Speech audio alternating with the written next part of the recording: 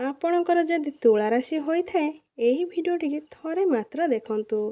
ତୁଳା ରାଶିର ବ୍ୟକ୍ତିବିଶେଷ ଜୀବନରେ ଏହି ଦୋଳ ପୂର୍ଣ୍ଣିମା ଠାରୁ ବଦଳିବାକୁ ଯାଉଅଛି। କାରଣ ଗ୍ରହ ନକ୍ଷତ୍ର ଚଳନରେ ଗୋଟେ ବହୁତ ପରିବର୍ତ୍ତନ ହେବାକୁ ଯାଉଅଛି, ଯାହାଦ୍ୱାରା ଏମାନଙ୍କ ଜୀବନରେ ଚାଲିଥିବା ସମସ୍ତ ଦୁଃଖ କଷ୍ଟ ଏବଂ ସମସ୍ୟାର ଅନ୍ତ ହେବାକୁ ଯାଉଅଛି ଏବଂ ପୁଣି ଥରେ ଖୁସି ଫେରିବାକୁ ଯାଉଅଛି। ଏହି ଦୋଳ ପୂର୍ଣ୍ଣିମା ଠାରୁ ସୂର୍ଯ୍ୟ ନିଜର ରାଶି ପରିବର୍ତ୍ତନ କରିବେ ଏବଂ ଆଗାମୀ ମାର୍ଚ୍ଚ ମାସ 29 ତାରିଖ ପର୍ଯ୍ୟନ୍ତ ଶନିଦେବ ନିଜର ରାଶି ପରିବର୍ତ୍ତନ କରିବେ, ଯାହାଦ୍ୱାରା ଆପଣଙ୍କର ଜୀବନରେ କିଛି ଗୋଟେ ବଡ଼ ପରିବର୍ତ୍ତନ ହେବାକୁ ଯାଉଅଛି। ଆସନ୍ତୁ ଜାଣିବା ଏହି ଦୋଳ ପୂର୍ଣ୍ଣିମା ଠାରୁ ଆପଣଙ୍କ ଜୀବନରେ କ'ଣ ସବୁ ବଡ଼ ପରିବର୍ତ୍ତନ ହେବାକୁ ଯାଉଅଛି। ଏହା ପୂର୍ବରୁ ଯଦି ଆପଣଙ୍କର ତୁଳା ରାଶି ଏବଂ ଆପଣ ବି ଈଶ୍ୱରଙ୍କୁ ସ୍ୱଚ୍ଛ ହୃଦୟରୁ ମାନୁଥାନ୍ତି, ବିଶ୍ୱାସ କରୁଥାନ୍ତି, ତେବେ ଏହି ଭିଡ଼ିଓଟିକୁ ଲାଇକ୍ କରି କମେଣ୍ଟ ବକ୍ସରେ ଜୟ ଶନିଦେବ ଜୟ ଜଗନ୍ନାଥ ଲେଖିଦିଅନ୍ତୁ। ଏହି ଭିଡ଼ିଓଟି ଆପଣଙ୍କର ଜନ୍ମ ରାଶି ଗ୍ରହ ନକ୍ଷତ୍ର ଉପରେ ହୋଇଛି।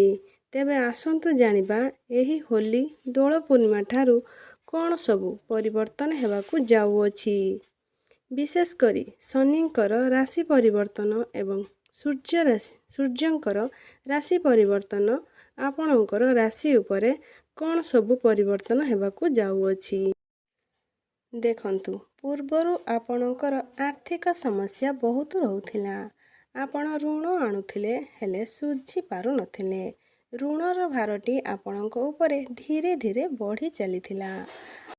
ଆପଣଙ୍କ ପରିବାରରେ ଆର୍ଥିକ ସମସ୍ୟା ଯୋଗୁଁ ଖୁସିର ପରିବର୍ତ୍ତନ ନଥିଲା, ଯାହାକି ଖର୍ଚ୍ଚ ବହୁତ ହେଉଥିଲା। ସମାଜରେ ମାନ ସମ୍ମାନ ନଥିଲା। ଆପଣଙ୍କୁ ଚାକିରି ମଧ୍ୟ ହୋଇପାରୁନଥିଲା।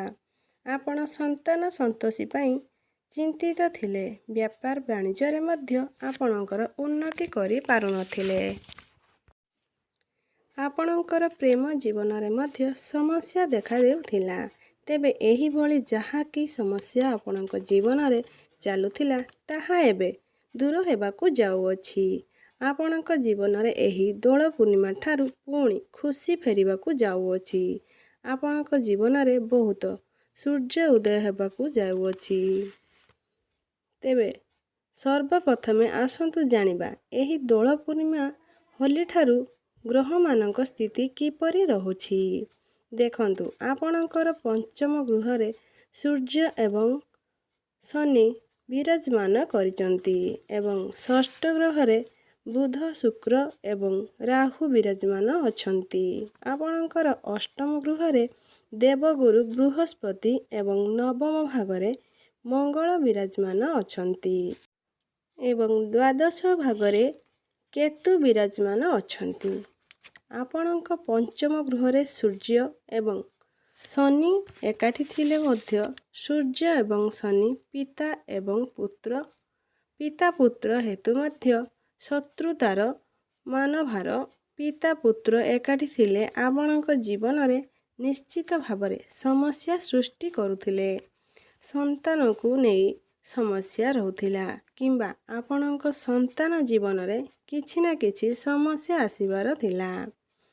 ପ୍ରଥମ କରି ସମସ୍ୟା ଆସିବା ଏବଂ ଶିକ୍ଷାକୁ ନେଇ ସମସ୍ୟା ଦେବା ବହୁତ ଚିନ୍ତିତ ରହୁଥିଲେ। କାରଣ ଶନି ସୂର୍ଯ୍ୟ ଏକାଠି ରହିଲେ ଏହି ଗୃହ ମଧ୍ୟରେ ଖରାପ ପ୍ରଭାବ ପକାଇଥାନ୍ତି। ଦେଖନ୍ତୁ, ଆପଣଙ୍କର ଶନିରେ ପଞ୍ଚମ ଭାଗରେ ଶନି ଅଛନ୍ତି। ସେଥିପାଇଁ କିଛି ଲୋକଙ୍କୁ କମ୍ ପ୍ରଭାବ ସମସ୍ୟା ଦେଖାଦେବ ଏବଂ କିଛି ଲୋକଙ୍କୁ ଅଧିକ ପ୍ରଭାବ ପଡ଼ିବ। ଏହା ଆପଣଙ୍କର କୁଣ୍ଡଳରେ ଶନିଙ୍କର ସ୍ଥିତି ଉପରେ ନିର୍ଭର କରୁଅଛି।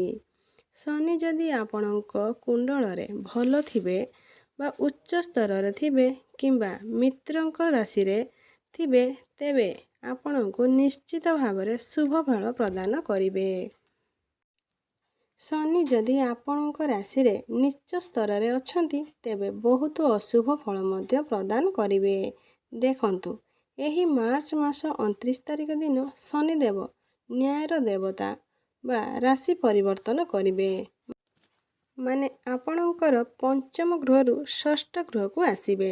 ଯଦି ଆମେ ଆପଣଙ୍କର ସ୍ୱାସ୍ଥ୍ୟକୁ ଦେଖିବା, ଆପଣଙ୍କର ସ୍ୱାସ୍ଥ୍ୟ ଠିକ୍ ରହିବ। ଯଦି ପୂର୍ବରୁ ସ୍ୱାସ୍ଥ୍ୟଜନିତ ରୋଗ ଲାଗି ରହୁଥିଲା, ତାହାର ଧୀରେ ଧୀରେ ସୁଧାର ଆସିବ। ଆପଣଙ୍କର ସ୍ୱାସ୍ଥ୍ୟରେ କିଛି ଗମ୍ଭୀର ଦେଖାଯିବ ନାହିଁ। କାରଣ ଷଷ୍ଠ ଭାଗ ହେଉଛି ରୋଗ ଏବଂ ଋଣ ଶତ୍ରୁର ଜାଗା ଅଟେ।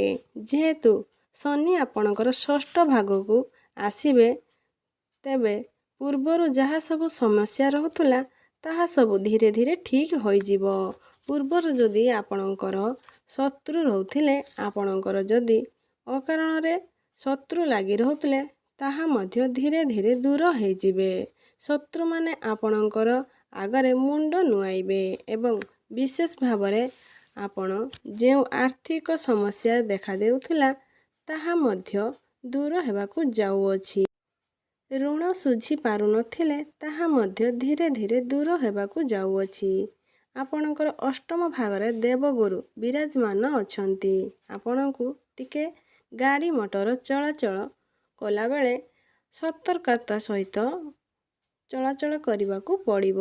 କାହିଁକି ନା ଅଷ୍ଟମ ଭାଗ ଆକସ୍ମିକ ଭାବ ହୋଇଥାଏ, ଦୁର୍ଘଟଣାର ଭାଗ ହୋଇଥାଏ। ତୁଳା ରାଶି ମନେ ରଖନ୍ତୁ, ମଇ ମାସ ପରେ ବୃହସ୍ପତି ଆପଣଙ୍କର ଭାଗ୍ୟ ଭାଗରେ ଚଳନ କରିବେ।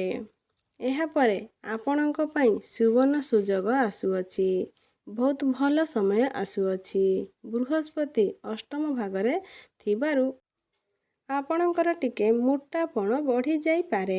ପେଟଜନିତ ସମସ୍ୟା ଦେଖାଯାଇପାରେ। ସେଥିପ୍ରତି ଆପଣ ଧ୍ୟାନ ଟିକେ ରଖିବେ। ଆପଣଙ୍କର ଶିକ୍ଷା କ୍ଷେତ୍ର ଯାହା ବି ସମସ୍ୟା ଚାଲିଥିଲା, ତାହା ଦୂର ହୋଇଯିବ। ଆପଣ ଶିକ୍ଷା କ୍ଷେତ୍ରରୁ ଶନି ଏବଂ ସୂର୍ଯ୍ୟ ବାହାରି ଯିବେ। ଶିକ୍ଷା କ୍ଷେତ୍ରରୁ ଉନ୍ନତି କରିବେ। ଆରମ୍ଭ କରିବେ। ଯାହା ବି ସମସ୍ୟା ଥିଲା, ତାହା ଦୂର ହୋଇଯିବ। ଉଚ୍ଚଶିକ୍ଷା ପାଇଁ ବାହାରକୁ ଯିବା ପାଇଁ ପଡ଼ିବ। ବେପାର ବାଣିଜ୍ୟ ଯେଉଁମାନେ କରୁଛନ୍ତି, ଆପଣଙ୍କର ଶୁଭ ଫଳ ଦେଖାଦେବ। ବେପାର ବାଣିଜ୍ୟରେ ଯାହା ସବୁ ସମସ୍ୟା ରହୁଥିଲା, ତାହା ଦୂର ହେବାକୁ ଯାଉଅଛି। ବେପାର ବାଣିଜ୍ୟରେ ଯାହା ବି ସବୁ ସମସ୍ୟା ରହୁଥିଲା, ତୁଳାରାଶି ବ୍ୟକ୍ତିବିଶେଷମାନେ ଆଉ ଚିନ୍ତା କରନ୍ତୁ ନାହିଁ। କାରଣ ଏବେଠାରୁ ଏଇ ଦୋଳ ପୂର୍ଣ୍ଣିମା ଠାରୁ ଆପଣଙ୍କର ଶୁଭ ଫଳ ପ୍ରଦାନ କରୁଛନ୍ତି। ଶନି ଯେହେତୁ ଉଚ୍ଚ ସ୍ତରରେ ଅଛନ୍ତି, ଆପଣଙ୍କର ଯାହା ବି ସମସ୍ୟା ସବୁ ଅଛି, ତାହା ଦୂର ହେବାକୁ ଯାଉଅଛି। ତୁଳା ରାଶିର ବ୍ୟକ୍ତିମାନେ କୁକୁରକୁ କିଛି ଖାଇବାକୁ ଦିଅନ୍ତୁ ଏବଂ ପାରାମାନଙ୍କୁ କିଛି ଖାଇବାକୁ ଦିଅନ୍ତୁ। ଦେଖିବେ ଶୁଭ ଫଳ ପ୍ରାପ୍ତି ହେବ।